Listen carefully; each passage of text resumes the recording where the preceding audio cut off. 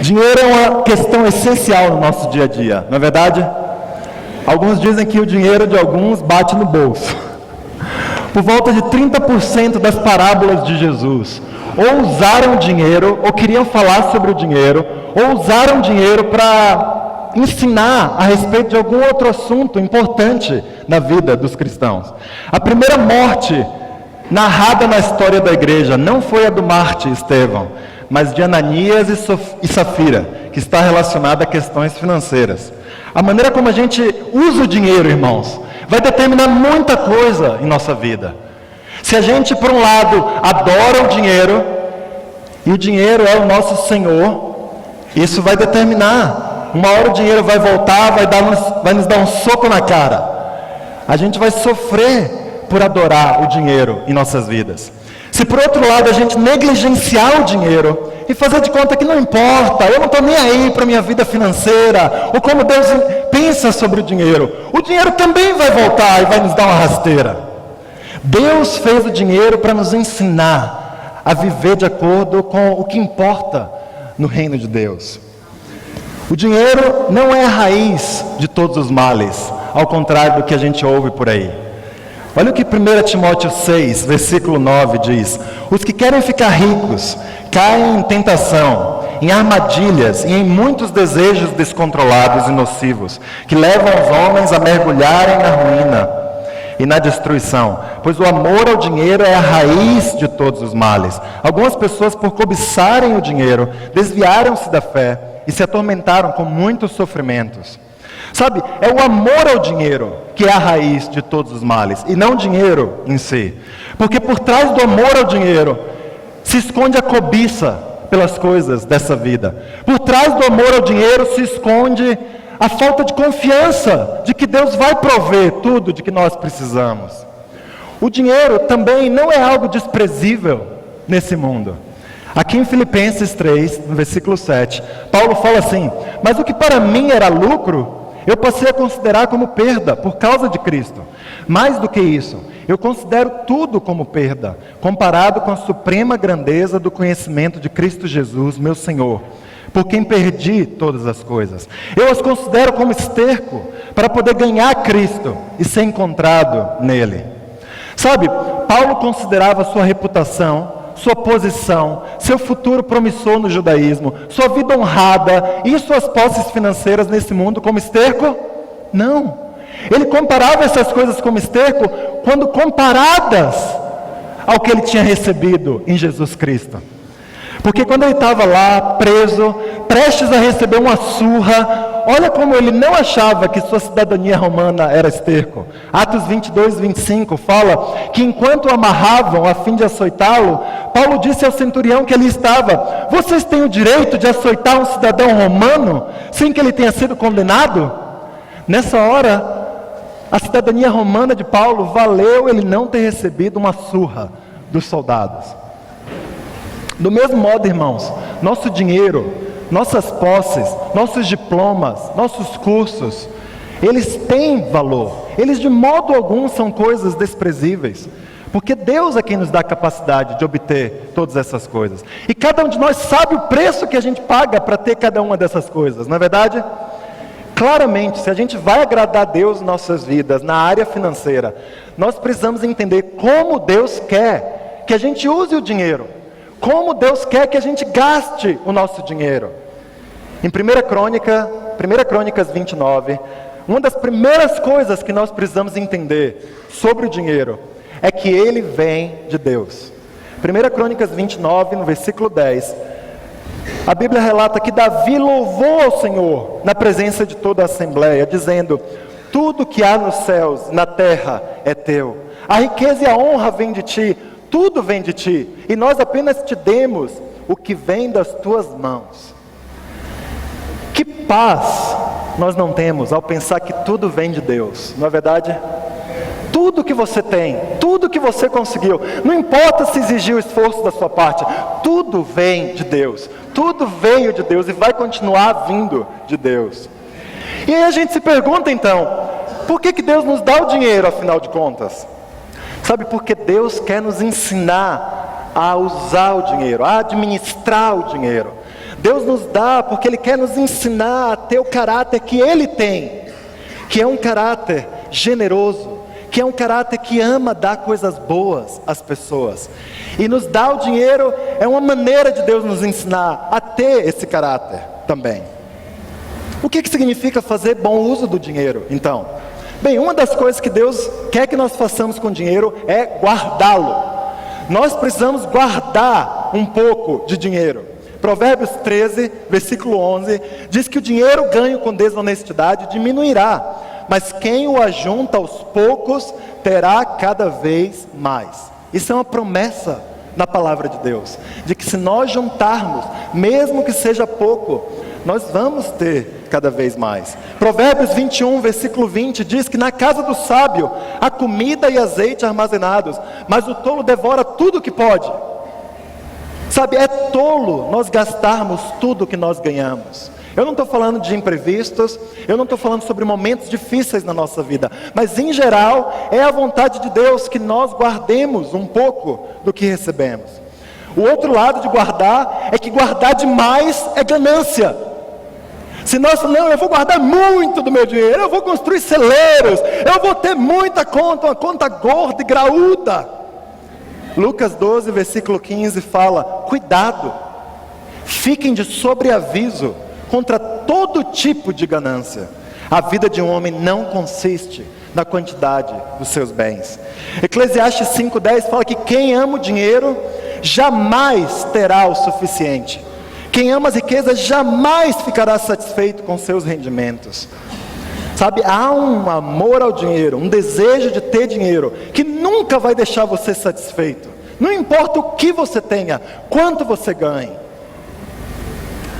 Nós precisamos ser prudentes e sábios, irmãos, como essas escrituras nos exortam, e pensar como vamos guardar um pouco do dinheiro que nós temos, para termos uma reserva, para nos preparar para os dias futuros, que não sabemos como vão ser. Isso é algo que a Bíblia nos exorta a ter, prudência, sabedoria. Nós precisamos estar preparados caso Jesus volte hoje, mas também caso Ele volte daqui a 50 anos. E se a gente viver a vida louca, não, Jesus vai voltar hoje, eu vou dar tudo, eu vou viver, você talvez não esteja preparado para a maratona que é a vida cristã. Precisamos guardar nosso dinheiro. Também precisamos gastar o nosso dinheiro. Assim, Jorge, essa parte é boa, pode ficar o resto do tempo falando sobre isso. Em Eclesiastes 2:24, o autor fala, a melhor coisa que alguém pode fazer é comer e beber e se divertir com o dinheiro que ganhou. No entanto, compreendi que mesmo essas coisas vêm de Deus. Vêm para os cristãos e vêm para quem não é cristão também. É Deus que dá as coisas boas, até mesmo a quem não o adora. E é isso mesmo. Nós somos chamados a usufruir do nosso esforço. E isso é para fazer com alegria, não é para fazer com culpa. É para comprar algumas coisas com alegria, não é para ter vergonha de ter posses. E a gente vai falar um pouquinho mais sobre o complemento disso. Mas quando a gente se diverte, é para se divertir de verdade. É para usufruir do trabalho que nós colocamos nesse mundo e aproveitar um pouco do fruto disso, para o nosso próprio benefício, e certamente para o benefício dos outros também. Planejar, comprar, comer, viajar, são presentes que Deus nos dá para serem usufruídos. Não é bom? Não é bom receber presente? É o presente que Deus está te dando, irmão. Deus quer, e talvez hoje esteja sendo difícil usufruir de alguns desses presentes, mas Deus quer dar esses presentes para cada um de nós. A terceira coisa que eu vejo, que nós devemos usar o dinheiro nas Escrituras, nós precisamos dar o nosso dinheiro. Dinheiro é feito para ser dado também. A Deus, Provérbios 3, versículo 9, honre o Senhor com todos os seus recursos e com os primeiros frutos de suas plantações. O dinheiro é para ser planejado como ser dado. Não é para dar o que sobra no bolso, a moedinha que está lá. É quanto nós vamos planejar dar a Deus.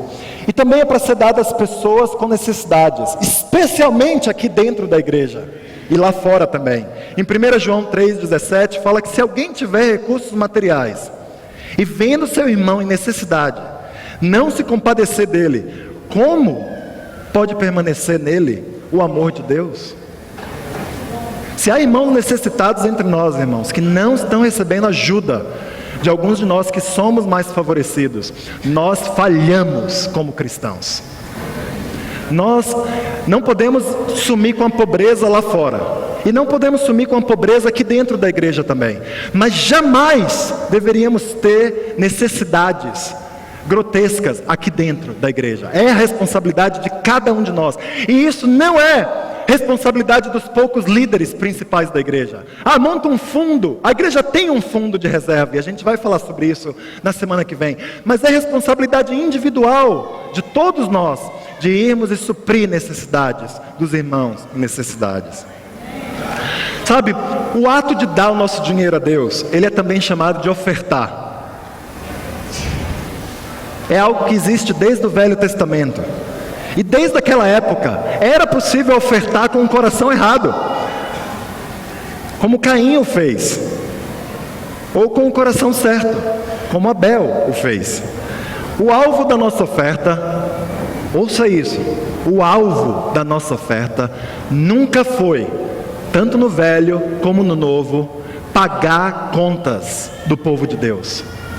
O alvo da nossa oferta não é pagar as contas que nós temos. O alvo da nossa oferta é adorar a Deus. Sempre foi, continua sendo. A NVI às vezes menciona no Velho Testamento a palavra contribuição, quando ela se refere às nossas ofertas. Mas sabe, 100% das vezes que essa palavra no hebraico é usado na Bíblia, ela se refere a um presente sacrificial, uma oferta, um tributo. Nunca é uma vaquinha para ajudar a ter o suficiente para suprir as necessidades. Sabe, Deus, Ele querendo nos treinar a ser como Ele quer nos ensinar a darmos presentes. Ele quer nos ensinar a dar tributos. Ele quer nos ensinar a dar presentes sacrificiais, porque esse é o coração de Deus. Ele ama dar tributos, Ele ama dar presentes, Ele ama dar coisas boas aos outros. E Ele quer nos ensinar a fazer o mesmo. Nossa oferta pode até ser usada para cobrir as despesas do povo de Deus. Tanto no Velho isso acontecia, como no Novo isso acontecia. Mas o seu propósito é nos aproximar dEle, é nos ajudar a estarmos mais próximos de Deus. E a oferta, sendo um ato de adoração a Deus que ela é algo que Deus espera de qualquer pessoa. Assim como a oração, assim como a leitura da Bíblia. Cada pessoa que quiser ser um adorador de Deus é convidado a ofertar a Ele. Sabe o que isso significa, irmãos? Não existe ninguém pobre demais para ofertar. Nenhum de nós aqui, não importa onde você viva, não importa quanto seja o seu salário, é pobre demais para ofertar. Deus não está preocupado com quanto você dá necessariamente, mas Ele está preocupado com o coração de todos nós. Sabe, a primeira pessoa que deu algo a Deus, registrada na Bíblia, que deu 10% a Deus, foi Abraão, quando ele voltou de uma batalha. E aí, séculos depois, quando Deus formou seu povo, Ele ordenou que as pessoas separassem a 10ª parte de tudo que elas tinham para dar a Deus. Isso está lá em várias escrituras, e uma delas é Deuteronômio 14, 22. Separem o dízimo de tudo que a terra produzir anualmente. Além do dízimo, havia diversos outros tipos de oferta que o povo deveria dar a Deus. Não porque Deus precisasse de algo das pessoas, mas porque Ele queria formar um povo à sua semelhança. Assim como Deus é generoso, ama dar, Ele quer nos ensinar a sermos generosos, a dar abertamente aos outros também. E aí, após Jesus morrer e ressuscitar, a nova aliança entre Deus e o ser humano começa. E a Bíblia fala em Colossenses 2: quando vocês estavam mortos em pecados e na incircuncisão da sua carne, Deus os vivificou com Cristo. Ele nos perdoou todas as transgressões e cancelou a escrita de dívida, que consistia em ordenanças e que nos era contrária. Ele a removeu, pregando-a na cruz, e tendo despojado os poderes e as autoridades, fez deles um espetáculo público, triunfando sobre eles na cruz. Portanto, não permitam que ninguém os julgue pelo que vocês comem ou bebem, ou com relação a alguma festividade religiosa, ou a celebração das luas novas, ou dos dias de sábado. Estas coisas são sombras do que haveria de vir. A realidade, porém, encontra-se em Cristo. Essa escritura quer nos dizer muitas coisas. Sabe, será que uma das coisas que ela quer nos dizer é que o Velho Testamento não é mais válido para a nossa vida? Não. Não é uma das coisas que essa escritura quer nos dizer. O Velho Testamento é completamente, 100% válido para nós que somos cristãos. Ele serve para nos inspirar, ele serve para nos ensinar sobre o caráter de Deus, ele serve para ilustrar, ele serve para nos direcionar na vida cristã. Sabe, a essência do Velho Testamento está presente no Novo Testamento, porque Deus não muda. Deus não é no Velho, um Deus mauzão, rígido, estrito com as pessoas, e aí no Novo Testamento ele virou paz e amor. Jesus agora é só amor, e aceita, e é maravilhoso. Não, o Deus é o mesmo, ele não muda, é o Deus do Velho, é o mesmo Deus do Novo. Mas o que essa escritura nos ensina é que a lei e as ordenanças específicas do Velho Testamento, elas foram pregadas na cruz, e elas foram invalidadas quando Jesus morreu, ressuscitou e disponibilizou uma nova aliança para nós. Nós não vivemos mais debaixo do testamento que era o Velho Testamento. E por isso nós cristãos, nós não precisamos observar as normas e os regulamentos do Velho Testamento.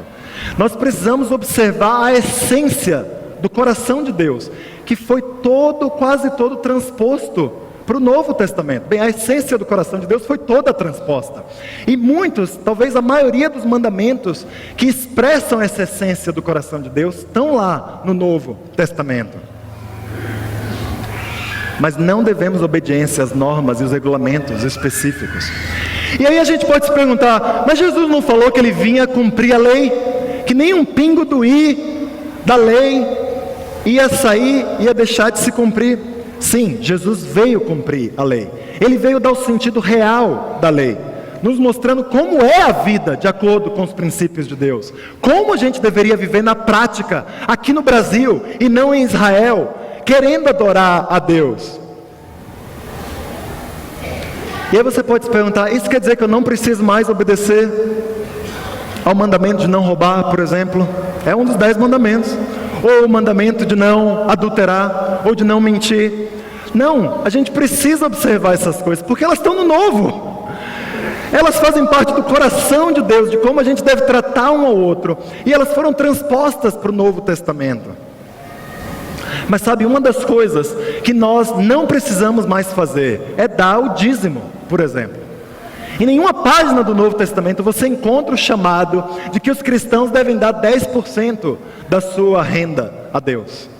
Essa era uma das normas e um dos regulamentos que existiam no Velho Testamento, que não foram transpostos para o Novo, e portanto foi invalidado na cruz.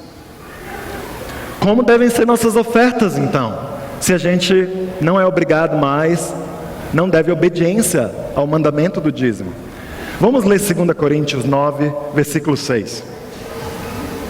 Lembrem-se, aquele que semeia pouco, também colherá pouco, e aquele que semeia com fartura, também colherá fartamente. Cada um dê conforme determinou em seu coração, não com pesar ou por obrigação, pois Deus ama quem dá com alegria. E Deus é poderoso para fazer que lhe seja acrescentada toda a graça, para que em todas as coisas, em todo o tempo, tendo tudo o que é necessário, vocês transbordem em toda boa obra. Sabe, essa escritura fala aqui sobre semear pouco ou semear muito. E isso, quando a gente semeia muito, isso geralmente vem a custo de sacrifício. A Bíblia fala, irmãos, o Novo Testamento nos chama a ofertar com generosidade, a ofertar com sacrifício. As nossas ofertas precisam ser algo que custam a nós. Não pode ser algo que sobra. e que a gente dá porque não está fazendo falta. Sabe, a gente precisa dar 10% das nossas ofertas. Você pode usar o princípio de 10% do Velho Testamento, porque isso era um princípio do povo de Deus, e pode ser muito útil, é útil para mim, e vai ser útil para vários de nós, talvez para a maioria de nós, ao longo da vida. Mas nós não somos obrigados a dar 10%. Sabe, se você é muito pobre, se você ganha um salário mínimo numa cidade cara como São Paulo, e você tem 2 filhos, e você mora longe, talvez você não precise dar 10% da sua oferta para agradar a Deus. E isso não deveria ser motivo de tristeza para nenhum de nós, mas de liberação. E o que você decidir dar no seu coração, que faça um pouco de falta para você, e que você dê com o coração disposto a dar, com alegria. Mas se você tem uma situação melhor, se em vez de ganhar um salário mínimo, você ganha 10 salários mínimos, talvez dar 10% é pouco para você. E você deveria dar mais do que isso, porque o que vai fazer falta no seu bolso não é só 10% do que você recebe, porque isso não é sacrificial para alguns de nós. O ponto é que nossas ofertas precisam custar algo para nós. As nossas ofertas precisam deixar a gente deixar de ter alguma coisa que outras pessoas parecidas conosco têm. Por exemplo, pensa nas pessoas no seu trabalho que ganham um salário parecido com o seu. As suas ofertas deveriam tirar algo da sua vida que a maioria dos seus colegas tem. Pensa, talvez meus colegas viajem mais do que eu. Eu não posso viajar porque eu dou minha oferta. Ou talvez eu não possa viajar tanto quanto meus colegas. Eu não posso ter o carro X que meus vizinhos têm, porque eu dou a minha oferta. Eu estava ensinando esses princípios para minha filha. E eu estava falando, ela vai fazer, já fez 9 anos, eu achei que chegou a hora de começar a falar de valores para ela. E eu estava falando para ela, filha, meu salário é esse, o papai ganha tanto, eu dou tanto de oferta. E a minha filha ficou um pouco assustada, ela falou, uau, então com esse dinheiro a gente poderia fazer isso. E ela começou a viajar, a gente poderia ir, a gente poderia... Falei, é isso aí. Ela falou, pai, dá um pouco menos. Eu aprecio tanto o coração sincero dela. Mas chegou a hora, é a hora de ensinar, de falar, filha, é a alegria do papai poder dar isso. Eu prefiro 1000 vezes dar isso do que viajar, do que fazer, do que comprar. É a glória nossa, irmãos, quando a gente dá a Deus, não porque eu sou obrigado a dar. Não entende nada sobre cristianismo. Os críticos que falam, esse povo coitado que é obrigado a dar, não entende nada sobre o ato de adoração ao dar, sobre que privilégio é poder dar nosso dinheiro a Deus. Essa escritura também fala sobre dar com alegria. Lembre-se, é Deus quem dá a colheita, tanto no campo como na vida. Deus não se agrada de dar por obrigação. Sabe, se você está dando por obrigação, você precisa repensar o seu coração. E você precisa lutar para dar com alegria o que você der. Não dê por constrangimento, porque todo mundo está dando, porque eu tenho que pagar um pouco. Não, não, não. Deus quer o seu coração alegre ao dar. Também a Bíblia fala aqui sobre dar com confiança. Em 2 Coríntios 9, versículo 10. Aquele que supre a semente ao que semeia, e o pão ao que come, também lhe suprirá e multiplicará a semente, e fará crescer os frutos da sua justiça. Vocês serão enriquecidos de todas as formas, para que possam ser generosos em qualquer ocasião, e por nosso intermédio, a sua generosidade resulte em ação de graças a Deus. O serviço ministerial que vocês estão realizando não está apenas suprindo as necessidades do povo de Deus, mas também transbordando em muitas expressões de gratidão a Deus. A Bíblia fala que o Deus que é o dono de todas as coisas, Ele vai suprir o que falta a você. Ele vai te devolver. Ele não vai deixar você passar necessidades, porque você decide dar, ofertar, adorar a Ele. E por isso, um dos princípios que nós precisamos ter em nosso coração é que ao ofertar nós precisamos ter confiança em Deus. Nós precisamos lutar para ter fé de que Deus vai nos honrar. Deus não é uma máquina de refrigerante, onde você bota uma moeda e sai a latinha da Fanta ou da Coca-Cola. Deus não está dizendo aqui que eu vou dar e eu vou sair aqui na rua e vou achar uma nota de R$100 no chão. Deus vai nos provar muitas vezes. Deus quer ver se a gente está aqui porque nossa vida como cristãos é melhor, ou se nós estamos aqui porque a vida como cristãos é certa, mesmo que ela se torne pior de vez em quando. Mas Deus nos exorta a ofertar com confiança. E a Bíblia fala aqui, irmãos, que uma oferta assim produz ação de graças, onde ela for feita. Ela fala que ela produz gratidão, ela produz orações de gratidão na boca de pessoas. Hoje nós vamos parar aqui. Na semana que vem nós vamos falar sobre como a igreja no Novo Testamento usava o dinheiro. E nós vamos falar sobre como nós queremos usar o nosso dinheiro. Nós vamos abrir como nós estamos gastando dinheiro, por meio de tabelas e de exemplos. E a gente vai sonhar juntos com como nós queremos ir adiante como igreja, usando o dinheiro das nossas ofertas. Mas hoje eu queria concluir com essa reflexão. Olhe ao seu redor. Olhe para o rosto das pessoas. Eu quero aproveitar esse momento, na verdade, para apresentar o Renato. O Renato, na verdade, ele foi batizado essa semana na igreja do Flávio e da Fabiana, lá no setor oeste, no setor leste.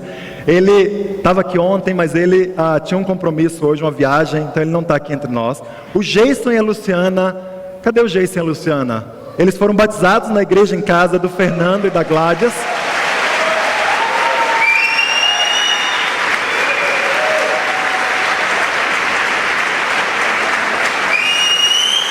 O Rodolfo foi batizado lá nos Universitários do Oeste.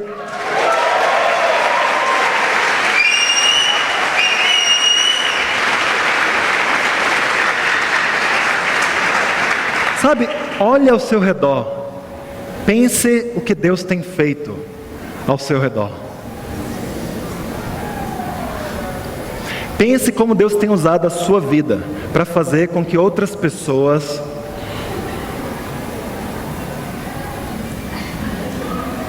não dá para competir, né? Com almas salvas.